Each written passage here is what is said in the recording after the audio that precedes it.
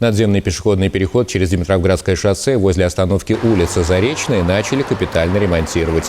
Об неудовлетворительном состоянии моста местные жители сообщали в администрацию Ульяновска неоднократно. Это сооружение единственное такого рода на сегодняшний день в областном центре. Его ввели в эксплуатацию в 2007 году. Ступеньки сейчас разбиты, освещение отсутствует. Пользоваться воздушным переходом было опасно, поэтому пешеходы перебегали дорогу по старинке также не без риска для жизни.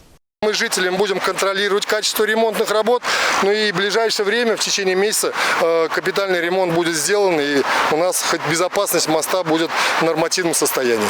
Сейчас уже начали демонтаж и замену тротуарной плитки. Деньги на ремонт пешеходного перехода выделены из городского бюджета.